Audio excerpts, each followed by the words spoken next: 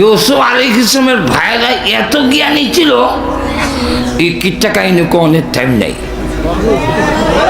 তবে তবে যদি বলি তো হয়তো আর কোনোদিন শুনেন নাই, আজকেই বলবো। আর দেখুন, এটা হইল ইউসুফ আলাইহিস সালামের 10 ভাই রাস্তা দিয়ে যায়। তুই একটা বলতেছে এই রাস্তা দিয়ে আমাদের আগে একটা গাভী চলে গেছে, সাথে আরেকটা জবাব দেয়, হ্যাঁ এটার একটা চোখ নাই।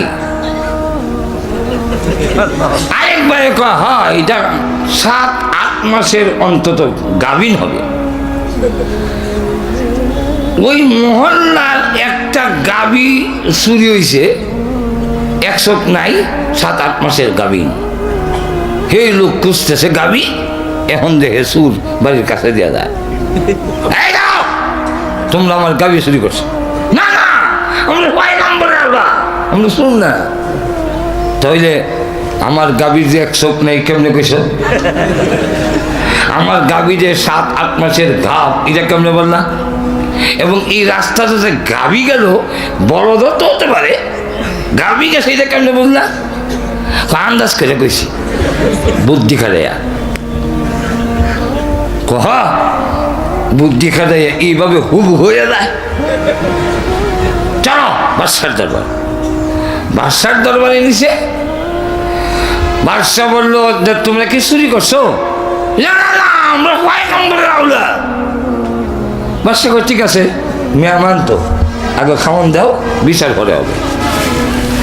খাওয়ানো বৈশাল রুটি খায় আর কয়, এই রুটি যে মহিলা বানাইছে এই মহিলার মাসি কইতাছে।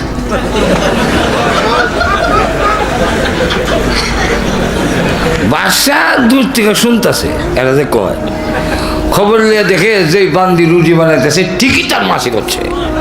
এই গাইবি খবর হেরা জানে কেমন। আরেকটা কয়, শুনছো কি, এই দেশের যে রাজা আছে না, এটার জন্মের দোষ।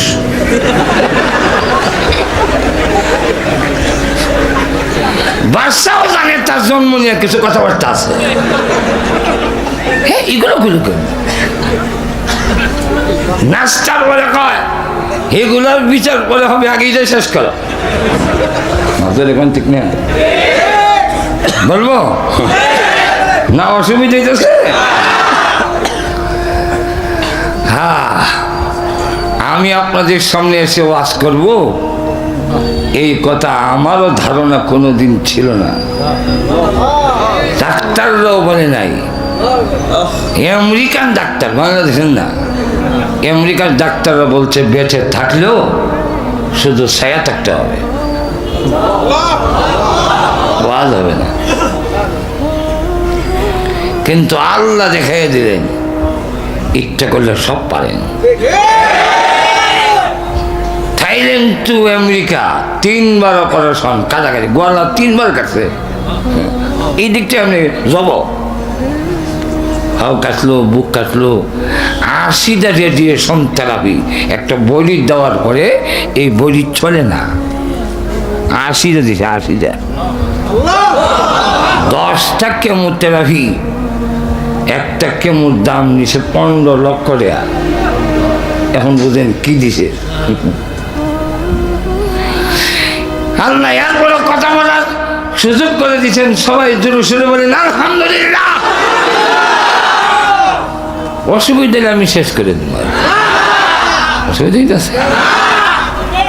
তাহলে বললো, আচ্ছা বলো তো দেখি, রুটি যে বানায় ওর যে মেন সুইটা সেটা তোমরা বললে কিভাবে? আন্দাজ করে বেশি কি আন্দাজ করে? রুটিটা যে বানায়, প্রত্যেকটা রুটির মাছ জায়গাটা খাসা থেকে যায়, সিদ্ধ হয় না। এতে বোঝা গেল যিনি রুটি বানাচ্ছেন তার কোনো না কোনো একটা সমস্যা আছে। আর মেয়ে লোকদের মাসিক একটা সমস্যা তো আছে, এটা আন্দাজ করে গেছি যে এই মাসের কোনো সমস্যা না থাকলে রুটি যে মাঝখান কাঁচা দেয়, এটা কোথায় না গেলে কয়েকটা তোমরা আন্দাজ তো মারাত্মক। আচ্ছা, বাচ্চার যে জন্ম দোষ, এটা কেন বুঝছো? দেখেন নুন ওয়াল কলামি এই সূরার মধ্যে আনছেন তাফসীর মারিফুল কোরআনে। ইহুদি হোক, খ্রিস্টান হোক, বৌদ্ধ হোক, নাস্তিক হোক, বৈধ পন্থায় যদি জন্ম হয়ে থাকে নবীকে গালি দিবে না। যারা নবীকে গালি দেয়, নবীকে নিয়ে কোষ আলোচনা করে, তাদের জন্ম বৈধ হয় না।